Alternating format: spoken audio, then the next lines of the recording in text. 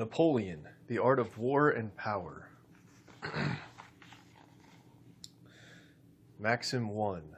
The frontiers of states are either large rivers or chains of mountains or deserts.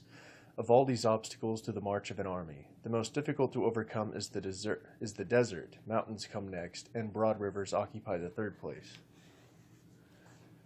Note: Napoleon in his military career appears to have been called upon to surmount every difficulty which can occur in wars of invasion. In Egypt, he traversed deserts and vanquished and destroyed the Mamelukes, so celebrated for their address and courage.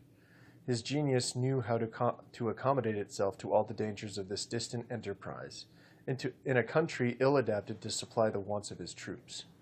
In the conquest of Italy, he twice crossed the Alps by the most difficult passes, and at a season, too, which rendered this undertaking still more formidable. In 3 months, he passed the Pyrenees, defeated and dispersed 4 Spanish armies. In short, from the Rhine to the Borysthenes, no natural obstacle could be found to arrest the rapid march of his victorious army.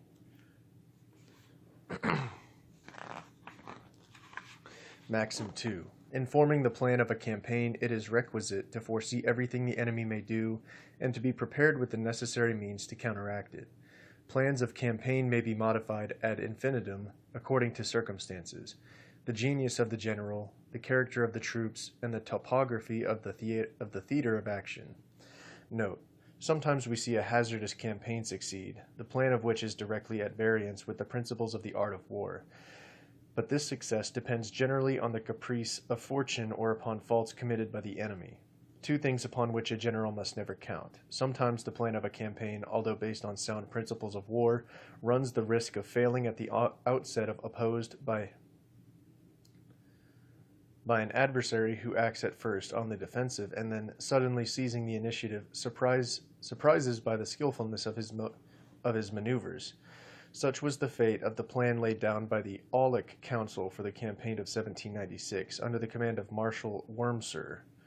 From his great numerical superiority, the Marshal had calculated on the entire destruction of the French army by cutting off its retreat. He founded his operations on the defensive attitude of his adversary, who was posted on the line of the Adige, or Adige, and had to cover the siege of Mantua, as well as central and lower Italy. Wurmser, supposing the French army fixed in the neighborhood of Mantua, divided his forces into 3 corps, which marched separately, intending to unite at that place. Napoleon, having penetrated the design of the Austrian general, perceived the advantage to be derived from striking the blow against an army divided into 3 corps, with no communication between them. He hastened, therefore, to raise the siege of Mantua, assembled the whole of his forces, and by this means became superior to the Imperialists, whose divisions he attacked and beat in detail.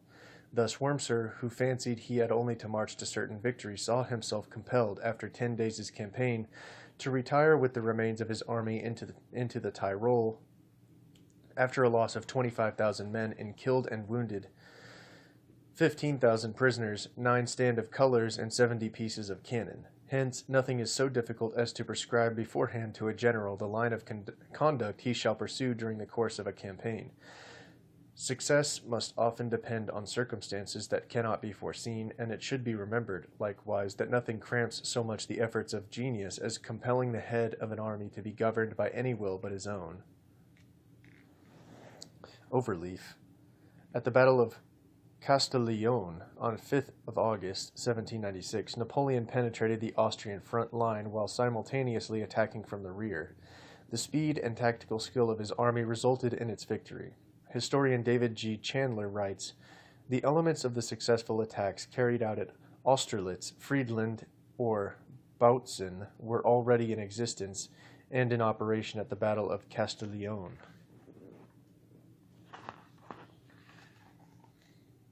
Some artwork. Maxim 3. An army which undertakes the conquest of a country has its 2 wings resting either upon neutral territories or upon great natural obstacles, such as rivers or chains of mountains. It happens in some cases that only one wing is so supported, and in others that both are exposed. In the first instance cited, where both wings are protected, a general has only to protect his front from being penetrated. In the second, where one wing only is supported, he should rest upon the supported wing. In the third, where both wings are exposed, he should depend upon a central formation, and never allow the different corps under his command to depart from this. For if it be difficult to contend with the disadvantage of having 2 flanks exposed, the inconvenience is doubled by having 4. Trebled if there be 6, that is to say, if the army is divided into 2 or 3 different corps. In the first instance, then, as above quoted, the line of operation may rest indifferently on the right or on the left. In the second, it should be directed toward the wing in support. In the third, it should be perpendicular to the center of the army's line of march. But in all these cases it is necessary, at a distance of every 5 or 6 days' march, to have a strong post or an entrenched position upon the line of operation, in order to collect military stores and provisions, to organize convoys, to form of it a center of movement and establish a point of defense, to shorten the line of operation of the army. Note: these general principles in the art of war were entirely unknown or lost sight of in the Middle Ages. The Crusaders in their incursions into Palestine appear to have had no object but to fight and to conquer. So little pains did they take to profit by their victories. Hence, innumerable armies perished in Syria, without any other advantage than that derived from the momentary success obtained by superior numbers. It was by the neglect of these principles also that Charles XI, abandoning his line of operation and all communication with Sweden, threw himself into the Ukraine and lost the greater part of his army by the fatigue of a winter campaign in a barren country destitute of resources. Defeated at Poltawa, he was obliged to seek refuge in Turkey, after crossing the Dnieper with the remains of his army, diminished to little more than 1,000 men. Gustavus Adolphus was the first who brought back the art of war to its true principles. His operations in Germany were bold, rapid, and well executed. He made success at all times conducive to future security, and established his line of operation so as to prevent the possibility of any interruption in his communications with Sweden. His campaigns form a new era in the art of war.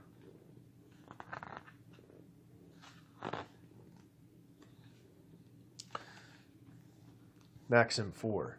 When the conquest of a country is undertaken by 2 or 3 armies, which have each their separate line of operation until they arrive at a point fixed upon for their concentration, it should be laid down as a principle that the union of these different corps should never take place near the enemy, because the enemy, in uniting his forces, may not only prevent this junction, but may beat the armies in detail. Note: in the campaign of 1757, Frederick, marching to the conquest of Bohemia with 2 armies which had each their separate line of operation, succeeded, notwithstanding, in uniting them in sight of the Duke of Lorraine, who covered Prague with the imperial army, but his example should not be followed. The success of this march depended entirely on the inaction of the Duke, who, at the head of 70,000 men, did nothing to prevent the junction of the 2 Prussian armies. Facing page. On the 6th of May, 1757, Charles, Duke of Lorraine, defended the then Austrian city of Prague against Frederick the Great, who had invaded Bohemia with his Prussian army of 64,000 men. The siege of Prague resulted in heavy losses on both sides. More artwork. Maxim 5. All wars should be governed by certain principles, for every war should have a definite object and be conducted according to the rules of art. Parentheses, a war should only be undertaken with forces proportioned to the obstacles to be overcome. End of parentheses. Note: it was a saying of Marshal Villars that when a war is decided on, it is necessary to have exact information of the number of troops the enemy can bring into the field, since it is impossible to lay down any solid plan of offensive or defensive operation without an accurate knowledge of what you have to expect and fear. When the first shot is fired, observed Marshal Villars, no one can calculate what will be the issue of the war. It is, therefore, of vast importance to reflect maturely before we begin it. When once, however, this is decided, the Marshal observes that the boldest and most extended plans are generally the wisest and the most successful. When we are determined upon war, he adds, we should carry it on vigorously and without trifling. Facing page. In 1712, Marshal Villars leads the charge at the Battle of Denain during the War of the Spanish Succession. This victory over allied Dutch and Austrian forces proved to be a turning point in the fortunes of the French armies. Villars' rebels Villers' ruthless and strategically skillful surprise attack cut off the Dutch garrison and enabled the French to seize control of it. Very beautiful artwork on this page. Maxim 6. At the commencement of a campaign, to advance or not to advance is a matter for grave consideration, but once the offensive has been assumed, it must be sustained to the last extremity. However skillful the maneuvers in a retreat, it will always weaken the morale of an army, because in losing the chances of success, these last are transferred to the enemy. Besides, retreats always cost more men and material than the most bloody engagements, with this difference that in a battle the enemy's loss is nearly equal to your own, whereas in a retreat the loss is on your side only. Note, Marshal Saxe remarks that no retreats are so favorable as those which are made before a languid and unenterprising enemy. For when he pursues with vigor, the retreat soon degenerates into a rout. Upon this principle it is a great error, says the Marshal, to adhere to the proverb which recommends us to build a bridge of gold for a retreating enemy. No, follow him up with spirit, and he is destroyed. Facing page, on the 15th through 17th of November 1796, during the French Revolutionary Wars, Napoleon launched an attack on Austrian troops defending the town of Arcole in Italy. This romanticized painting by Horace Vernet shows Napoleon leading his troops across a bridge under heavy enemy fire. The Battle of Arcole raged for 3 days, during which the sound of cannon fire could be heard in Mantua, some 47 kilometers, or 22 miles away.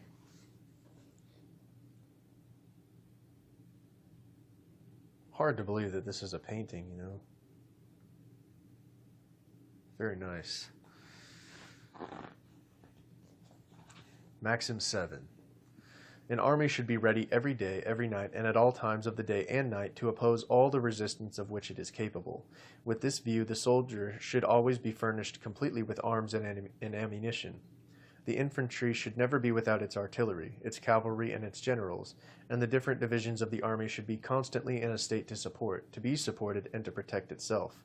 The troops, whether halted or encamped or on the march, should be always in favorable positions, possessing the essentials required for a field of battle. For example, the flanks should be well covered and all the artillery so placed as to have free range and to play with the greatest advantage. When an army is in column of march, it should have advanced guards and flanking parties to examine well the country in front, to the right and to the left, and always at such distance as to enable the main body to deploy into position. Note, the following maxims, taken from the memoirs of Montecuccoli, Montecuccoli,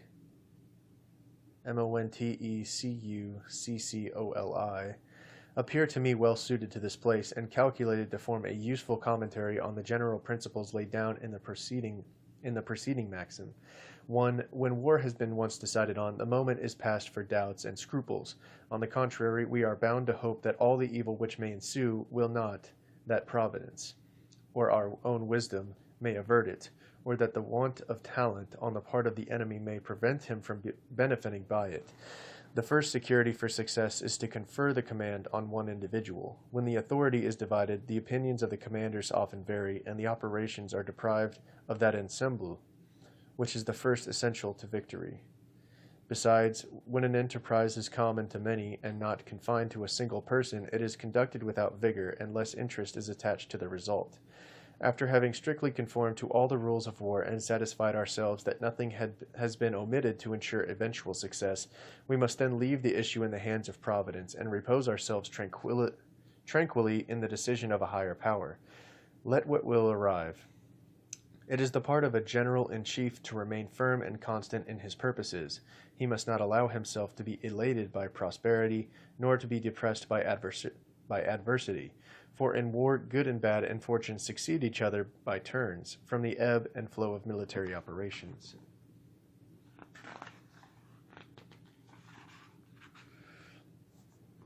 2. When your own army is strong and inured to service, and that of the enemy is weak and consists of new levies or of troops enervated by long inaction, then you should exert every means to bring him to battle.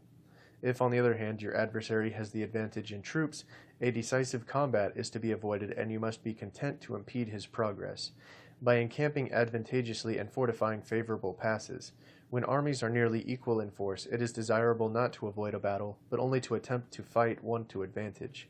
For this purpose, care should be taken to encamp always in front of the enemy, to move when he moves, and occupy the heights and advantageous grounds that lie upon his line of march, to seize upon all the buildings and roads adjoining to his camp, and post yourself advantageously in the places by which he must pass. It is always something gained to make him lose time, to thwart his designs, or to retard their progress and execution. If, however, an army is altogether inferior to that of the enemy, and there is no possibility of maneuvering against him with success, then the campaign must be abandoned, and the troops must retire into the fortresses. 3. The principal object of a general-in-chief in the moment of battle should be to secure the flanks of his army. It is true that natural positions may be found to effect this object, but these positions being fixed and immovable in themselves, they are only advantageous to a general who wishes to wait the shock of the enemy, and not to one who marches to the attack. A general can, therefore, rely only on the proper arrangement of his troops to enable him to repel any attempt the adversary may make upon the front or flanks or rear of his army. If one flank of an army rests upon a river or an impassable ravine, the whole of the cavalry may be posted with the other wing, in order to envelop the enemy more easily by its superiority in numbers. If the enemy has his flank supported by woods, light cavalry or infantry should be dispatched to attack him in flank or in rear during the heat of the battle. If practicable, also an attack should be made upon the baggage, to add to his confusion. If you desire to beat the enemy's left with your right wing, or his right with your left wing, the wing with which you attack should be reinforced by the elite of your army. At the same time, the other wing should avoid battle, and the attacking wing brought rapidly forward so as to overwhelm the enemy. If the nature of the ground admits, he should be approached by stealth and attacked before he is on his guard. If any signs of fear are discoverable in the enemy, and which are always to be detected by confusion or disorder in his movements, he should be pursued immediately without allowing him time to recover himself. It is now the cavalry should be brought into action and maneuver so as to surprise and cut off his artillery and baggage. Vernay's Battle of Wagram, 1809, celebrates another Napoleonic victory over the Austrians, fought on the flat Marchfeld. Crammed with more than 300,000 men, the engagement at Wagram was particularly bloody. The expenditure of around 180,000 rounds of artillery ammunition resulted in heavy casualties on both sides.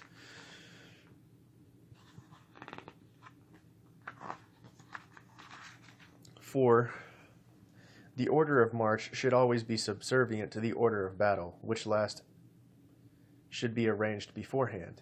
The march of an army is always well regulated when it is governed by the distance to be accomplished and by the time required for its performance. The front of the column of march should be diminished or increased according to the nature of the country, taking care that the artillery always proceeds by the main road. When a river is to be passed, the artillery should be placed in battery upon the bank opposite the point of crossing. It is a great advantage when a river forms a sweep or angle, and when a ford is to be found near the place where you wish to effect a passage. As the construction of the bridge proceeds, infantry should be advanced to cover the workmen by keeping up a fire on the opposite bank, but the moment it is finished, a corps of infantry and cavalry and some field pieces should be pushed across. The infantry should entrench itself immediately at the head of the bridge, and it is prudent, moreover, to fortify on the same side of the river in order to protect the bridge in case the enemy should venture an offensive movement. The advanced guard of an army should be always provided with trusty guides and with a corps of pioneers, the first to point out the best roads and second to render these roads more practicable.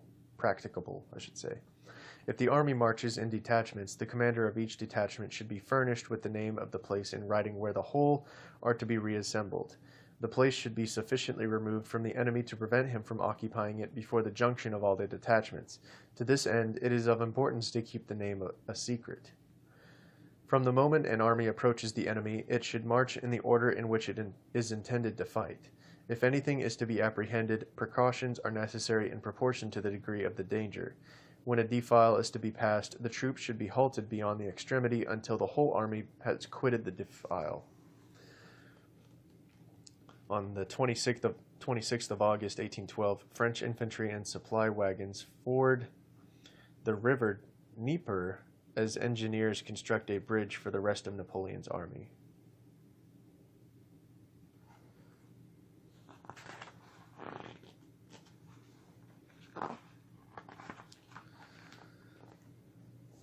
In order to conceal the movements of an army, it is necessary to march by night through woods and valleys, by the most retired roads and out of reach of all inhabited places. No fires should be allowed, and, to favor the design still more, the troops should move by verbal order. When the object of the march is to carry a post or to relieve a place that is besieged, the advanced guard should march within musket shot of the main body, because then you are prepared for an immediate attack and ready to overthrow all before you.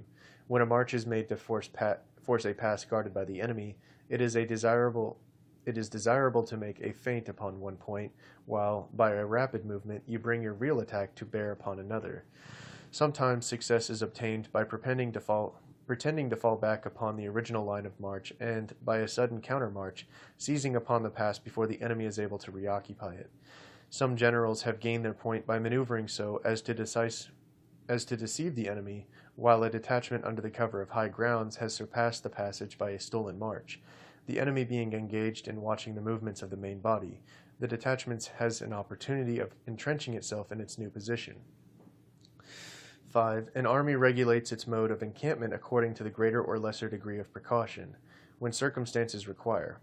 In a friendly country, the troops are divided, to afford better accommodation and supplies.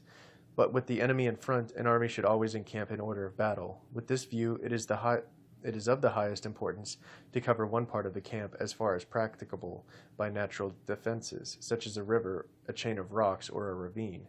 Care should be taken also that the camp is not commanded and that there is no obstacle to a free communication between the different corps, and which can prevent the troops from mutually succoring each other. When an army occupies a fixed camp, it is necessary to be well supplied with provisions and ammunition, or at least that these should be within certain reach and easily obtained. To ensure this, the line of communication must be well established and care taken not to leave an enemy's fortress in your rear. When an army is established in winter quarters, its safety is best secured either by fortifying a camp, for which purpose a spot should be selected near a large commercial town, or a river affording facility of transport, or by distributing it in close cantonments, so that the troops should be near together and capable of affording each other mutual support. The winter quarters of an army should be protected, likewise by constructing small covered works on all the lines of approach to the cantonments and by posting advanced guards of cavalry to observe the motions of the enemy. 6. A battle is to be sought when there is no reason to hope for victory, or when an army runs the risk of being ruined without fighting. Also, when a besieged place is to be relieved, or when you desire to prevent a reinforcement from reaching the enemy. Battles are useful, likewise, when we wish to profit by a favorable opportunity which offers to secure a certain advantage, such as seizing upon an undefended point or pass, attacking the enemy when he has committed a fault, or when some misunderstanding among his generals favors the undertaking. If an enemy declines an engagement, he may be compelled to it either by besieging a place of importance or by falling upon him unawares, or when he cannot easily effect his retreat, or, after pretending to retire, by making a rapid countermarch, attacking him vigorously and forcing him to action. Take a drink real quick. I think it's starting to sprinkle here.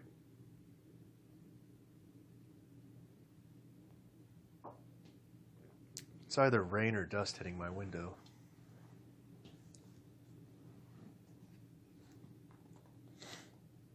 The different circumstances under which a battle should be avoided or declined are when there is greater danger to be apprehended from defeat than advantage to be derived from victory. When you are very inferior to your adversary in numbers and are expecting reinforcements, above all, when the enemy is advantageously posted, or when he is contributing to his own ruin by some inherent defect in his position or by the errors and divisions of his generals. To gain a battle, each arm must be advantageously posted and have the means of engaging to its front and flank. The wings must be protected by natural obstacles, where these present themselves, or by having resources, or by having recourse when necessary to the aid of art. The troops must be able to assist each other without confusion, and care must be taken that the broken corps do not fall back upon and throw the rest into disorder. Pretty sure that's rain. Above all, the intervals between the different corps must be sufficiently small to prevent the enemy from penetrating between them, for in that case you would be obliged to employ your resources and run the risk of being entirely overwhelmed. Sometimes victory is obtained by creating a diversion in the middle of a battle, or even by depriving the soldier of all hope of retreat and placing him in a situation where he is reduced to the necessity either to conquer or die.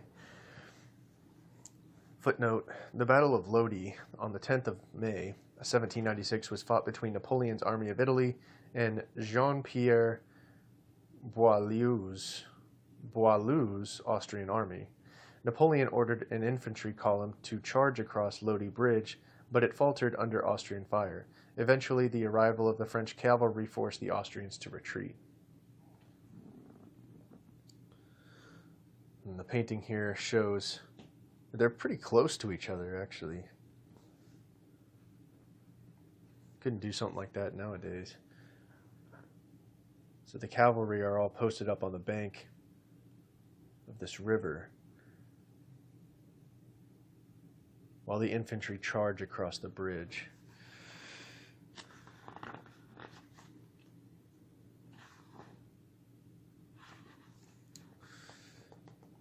At the commencement of a battle, if the ground is level, you should advance to meet the enemy in order to inspire the soldier with courage, but if you are well posted and your artillery advantageously placed, then wait for him with determination, remembering always to fight resolutely, to succor opportunely those who require it, and never to bring your reserves into action except in the last extremity, and, even then, to preserve some support behind which the broken corps may rally. When it is necessary to attack with your whole force, the battle should commence toward evening, because then, whatever be the issue, night will arrive to separate the combatants before your troops are exhausted. By this means, an opportunity is afforded of effecting an orderly retreat if the result of the battle requires it. During an action, the general-in-chief should occupy some spot whence he can, as far as possible, overlook his whole army. He should be informed immediately of everything that passes in the different divisions. He should be ready, in order to render success more complete, to operate with fresh troops upon those points where the enemy is giving way, and also to reinforce his own corps wherever they are inclined to yield. When the enemy is beaten, he must pursue him instantly, without giving him a moment to rally. On the other hand, if he is himself defeated, or despairs of victory, he must retreat in the best possible order. 7. It shows great talent in a general to bring troops who are prepared for action into collision with those who are not. For example, fresh troops against those which are exhausted, brave and disciplined men against recruits. He must likewise be ready always to fall with his army upon a weak or detached corps, to follow the track of the enemy and charge him among defiles before he can face about and get into position. 8. A position is good when the different corps are so placed as to be engaged with advantage, and without any remaining unemployed. If you are superior in cavalry, positions are to be taken in plains and open ground. If in infantry, in an enclosed and covered country. If inferior in numbers, in confined and narrow places. If superior, in a spacious and extensive field. With a very inferior army, a difficult pass must be selected to occupy and fortify. 9. In order to obtain every possible advantage from a diversion, we should ascertain first that the country in which it is to be created is easily penetrated. A diversion should be made vigorously, and on those points where it is calculated to do the greatest mischief to the enemy. 10. To make war with success. The following principles should never be departed from: to be superior to your enemy in numbers as well as in morale, to fight battles in order to spread terror in the country, to divide your army into as many corps as may be effected without risk in order to undertake several objects at the same time, to treat well those who yield, to ill-treat those who resist, to secure your rear and occupy and strengthen yourself at the outset in some post, which shall serve as a central point for the support of your future movements, to guard against desertion, to make yourself master of the great rivers and principal passes, and to establish your line of communication by getting possession of the fortresses, by laying siege to them, and of the open country by giving battle. For it is in vain to expect that conquests are to be achieved without combats, although when a victory is won, they will be best maintained by uniting mildness with valor. And that'll do it for this recording.